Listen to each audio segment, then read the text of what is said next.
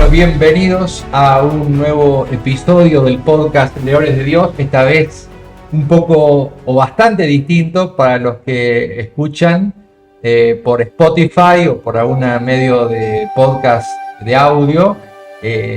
No significará un gran cambio, pero para los que lo van a ver después por YouTube o por Spotify, que también tiene la versión de video, seguramente será una novedad.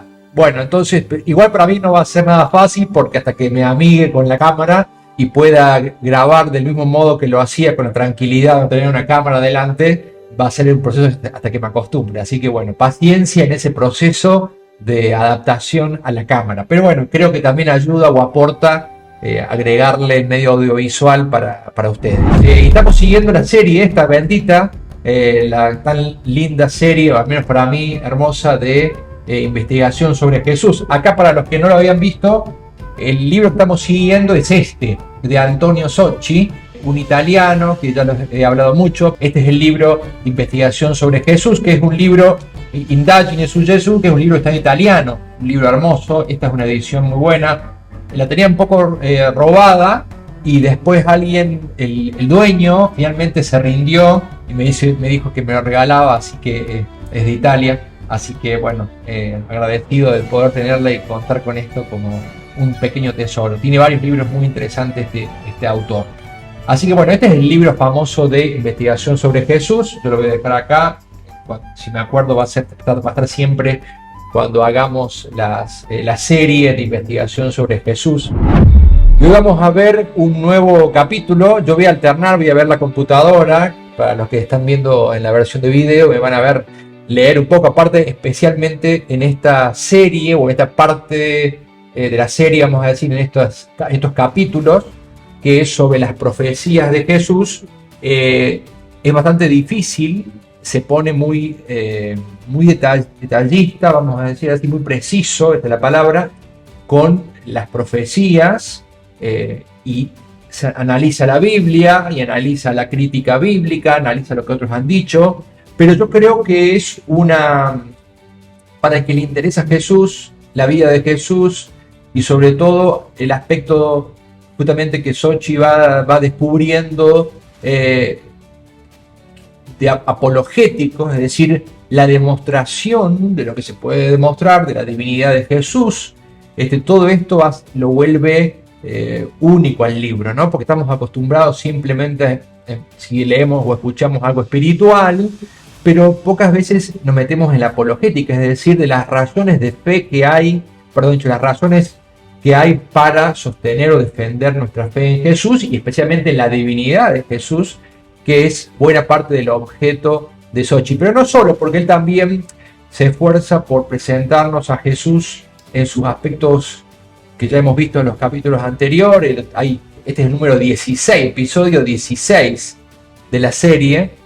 En otros anteriores hemos visto la personalidad de Jesús, ¿no? O sea, no es solo demostrar que Jesús es Dios, no es solo demostrar su existencia, etcétera, sino también investigar e indagar un poco más sobre su personalidad, que al que quiere a Jesús es algo que le atrae, no sé cómo era Jesús. Bueno, eso ya lo vimos, pueden volver atrás los que no han visto los episodios anteriores. Entonces, ahora vamos a entrar en un nuevo capítulo, vamos a decir, en un nuevo episodio con el tema de las profecías.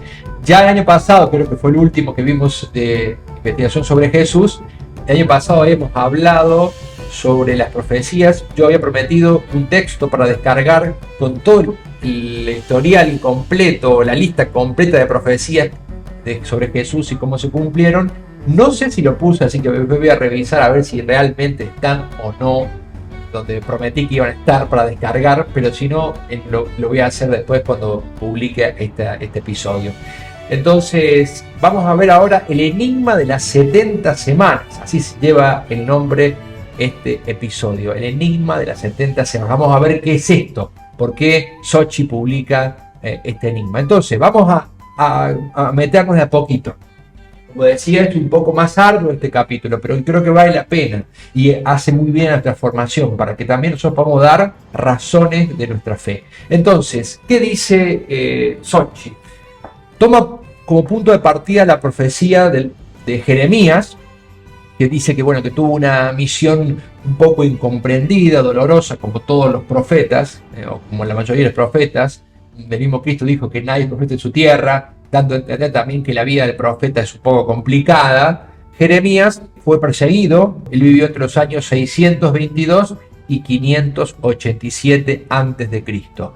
En el cuarto año del reinado de Joacim, estaríamos más o menos en el año 604 a 606 a.C., o 606-604, el profeta Jeremías va a recordar a los habitantes de Judá y de Jerusalén un llamamiento dramático en nombre de Dios, que había estado 20 años insistiendo, advirtiendo al pueblo de Israel, pidiendo la conversión y no había sido escuchado. Entonces, ahora Jeremías, como no había sido escuchado Dios, como no había sido escuchado su profeta, en este caso Jeremías, les dice esto. Así dice el Señor de los ejércitos, por cuanto no habéis escuchado mis palabras, cosa que también nos vendría, siempre es importante que nosotros lo veamos, no en términos puramente históricos, sino también decir, bueno, ¿qué hay de mí? ¿Qué me toca a mí de esto también? ¿No? Porque también nosotros, de alguna manera, no hemos escuchado las palabras de Dios muchas veces, así que también a nosotros nos toca a veces pagar el precio. Dice, por cuanto no habéis escuchado mis palabras, toda esta región será abandonada a la destrucción y la desolación, y este pueblo permanecerá como esclavo del rey de Babilonia durante 70 años. Cuando se cumple el tiempo de 70 años, castigaré al rey de Babilonia y a ese pueblo, dice el Señor, por sus crímenes. O sea que es una profecía de un castigo, nada más y nada menos. De hecho, del año 597 al 587 a.C., Jerusalén fue asediada varias veces y conquistada en ese momento por Nabucodonosor, famoso rey, y el pueblo judío fue progresivamente deportado. Ustedes conocen esto, ¿no? Eran tomados como esclavos y deportados.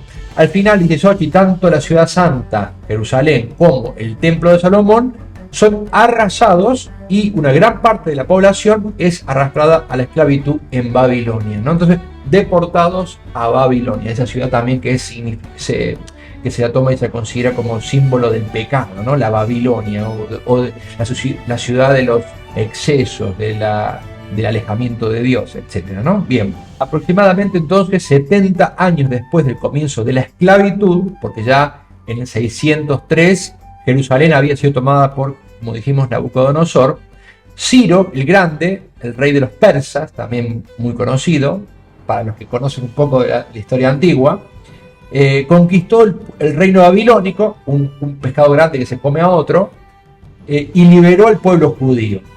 Entonces, como dijimos, Nabucodonosor toma a los judíos, los deporta a Babilonia, después viene Ciro el Grande, el rey de los persas, toma Babilonia y libera a los judíos. Los judíos empiezan a regresar a Jerusalén, aparece y permanece, dice Sochi, un panorama de ruinas en este momento, ¿no? Cuando llegan a Jerusalén. Ahí pasan distintas cosas y dice Sochi, meditando la profecía de Jeremías, solo cuando se hayan cumplido 70 años de Babilonia os visitaré y cumpliré con vosotros mi buena promesa de traeros de vuelta a este lugar. Fíjense también la profecía, como continúa. De hecho, sé los planes que tengo para vosotros, dice el Señor, planes de paz y no de desgracia, para concedernos un futuro lleno de esperanza. Me invocaréis y recurriréis a mí y yo os escucharé. Fíjense cómo tiene como dos partes. Una parte donde se preanuncia el castigo, pero también la segunda parte ahora que se está preanunciando ese regreso y esa bendición que Dios dará después de haber castigado al pueblo, de haberlo purificado, de haberlo vuelto un poco más manso, si es que esto era acaso posible, como con nosotros también. Por eso siempre, como digo, hay que verlo, experimentarlo en cabeza propia, no solo en la ajena. Bien, entonces dice Daniel, después de 70 años de exilio, invoca a Dios dirigiéndole una oración penitencial. Dice, todo Israel ha transgredido tu ley, dice, ¿no? Reconoce. Y Daniel implora entonces el regreso del pueblo de Israel a su tierra y la reconstrucción de Jerusalén y del templo, ¿no? Entonces, mientras está orando, se le aparece el arcángel Gabriel.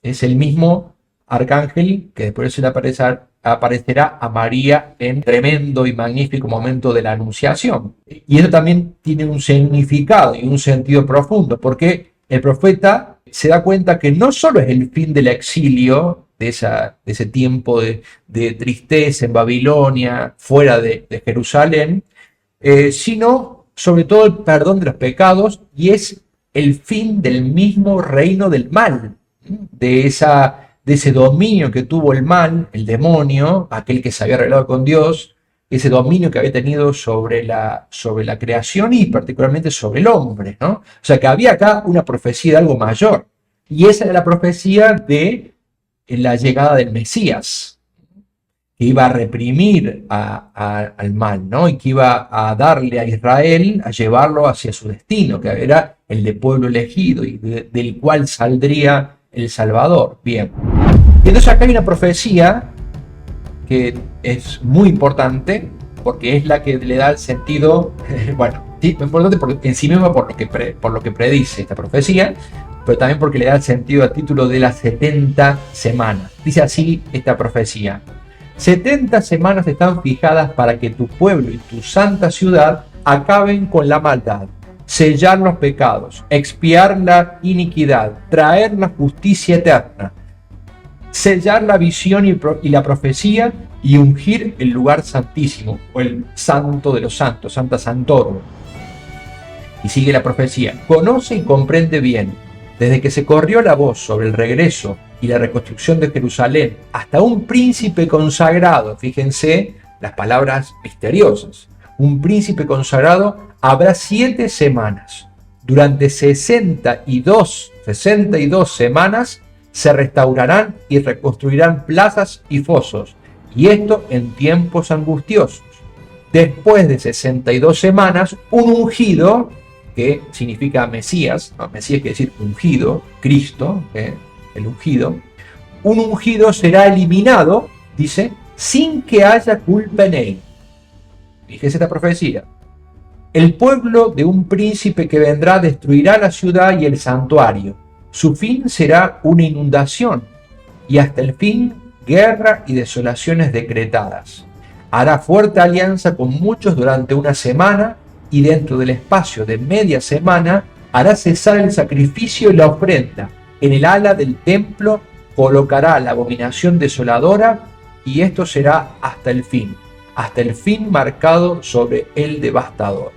Bien, esta es la profecía que vamos a analizar, porque como decíamos, estamos viendo la serie de profecías, y esta es muy importante, y van a ver cómo Sochi se toma muy en serio. Bueno, él es así, es apasionado, y toma muy en serio esta profecía, y no se conforma simplemente con tomarla, sino que va a estudiar también a ver hasta qué punto es creíble la profecía, ¿no?, que está en el Antiguo Testamento. Hasta qué punto es confiable, qué han dicho unos y qué han dicho otros sobre esto. Bien, esta profecía se anuncia entonces que no solo el exilio está por terminar, como dijimos, y Israel está por regresar a Jerusalén, sino que ese exilio, ese haber quedado fuera de su lugar santo, de su ciudad santa, Jerusalén, ese exilio es figura del exilio universal de la condición humana esclava del pecado. Es decir, la humanidad, desde el pecado original hasta la venida de Cristo, estuvo como exiliada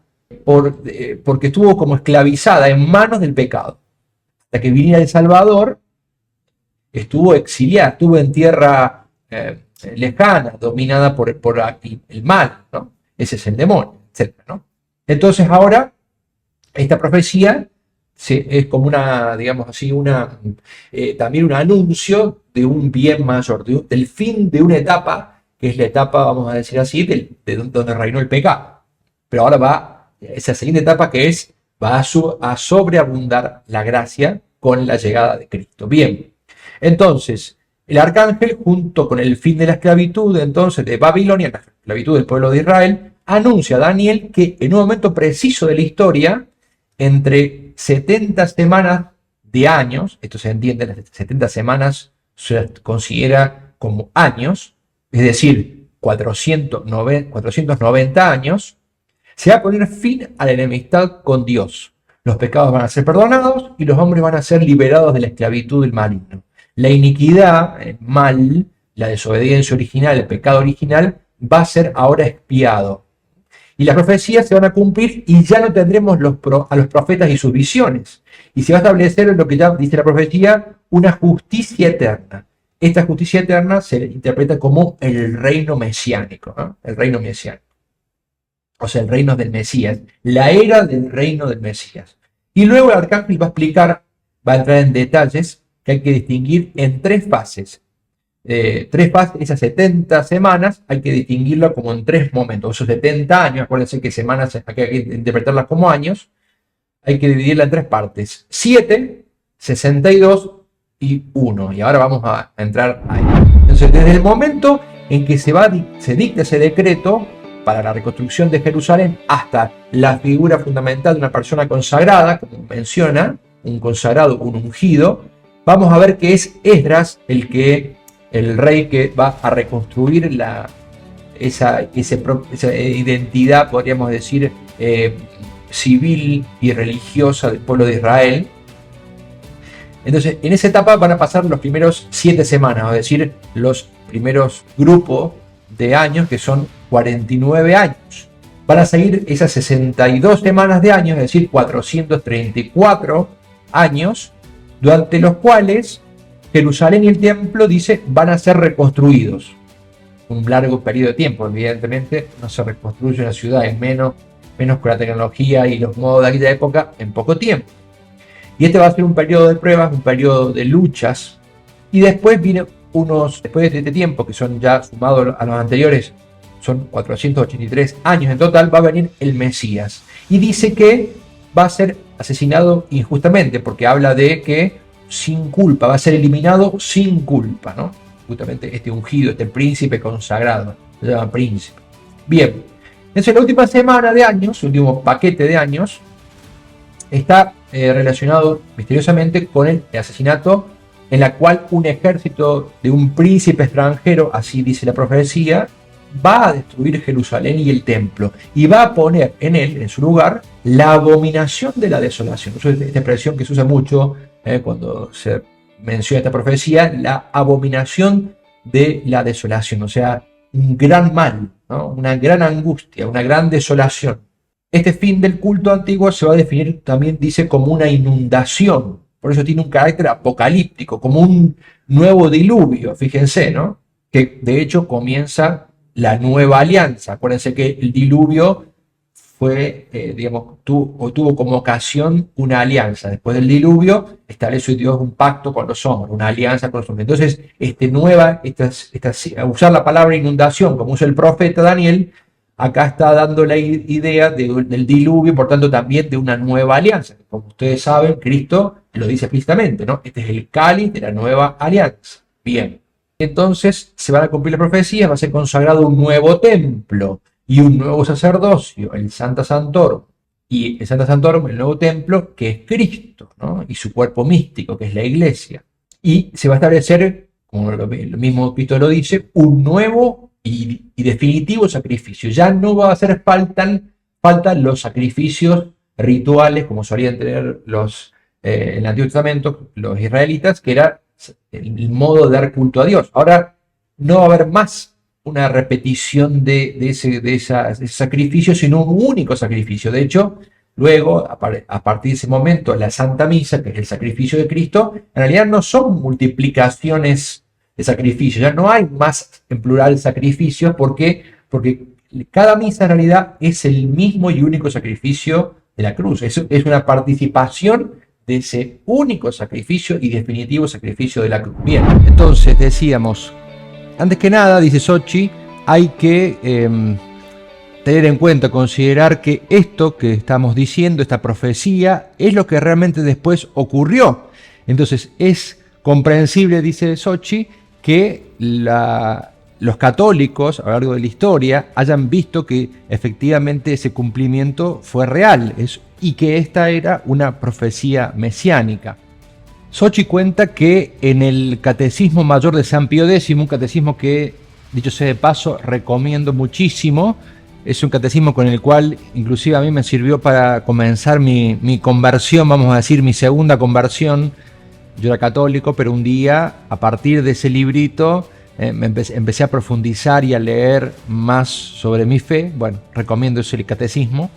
Entonces, en ese catecismo, dice Sochi, hay un apéndice que se llama Breve Historia de la Religión, donde se declara, cumplida esta profecía que hemos mencionado, en los tiempos previstos con la pasión y muerte de Jesús y la destrucción de Jerusalén y el templo por los ejércitos romanos al mando de Tito en el año 70 después de Cristo. Entonces uno podría preguntarse, dice Sochi, ¿por qué las autoridades religiosas de Israel, que conocían muy bien estas profecías, no tuvieron presente esta famosa profecía de Daniel? Pero, dice Sochi, quién sabe, tal vez la coincidencia de este vaticinio o esta profecía no haya sido, dice, el telón de fondo de la condena de Jesús. Dice que hay una página que es extraña en el Evangelio de San Juan, donde San Juan conocía más que nadie todo, dice el tema desde el punto de vista sacerdotal, es decir, conociendo todo lo que conocían los sacerdotes y esas profecías. Dice que es la página que se refiere a la reunión en la que se decide la muerte de Jesús. Entonces, cuando tiene lugar la resurrección de Lázaro, que es un momento clave en la vida de Cristo, porque a partir... bueno, no sé si han visto, ahora estoy con esta tacita que me han regalado, muy bonita, una taza personalizada, como se dice ahora. Entonces, dice que... Bueno, para los que están viendo el video, siempre me olvido. Ahora me tengo que acordar que hay gente que solamente está escuchando. Para el que está viendo, puede ver también la taza. De paso, vamos a tomar un poco de café. Entonces, decía que a partir de la resurrección de Lázaro comienza toda una historia nueva en la vida de Cristo, y es como el comienzo de la pasión, porque el impacto que tiene este milagro no fue algo menor, sino algo realmente muy significativo. Entonces, en ese momento se reúnen los sumos sacerdotes y los fariseos, y recuerdan que estas son las palabras que dicen: ¿qué hacemos? Este hombre realiza muchas señales. Si le dejamos hacer esto, todos van a creer en él, y vendrán los romanos y destruirán nuestro lugar santo y nuestra nación. Y Sochi dice: ¿no es esta una teoría curiosa? Y nosotros también, por supuesto, decimos la teoría de los sacerdotes y fariseos.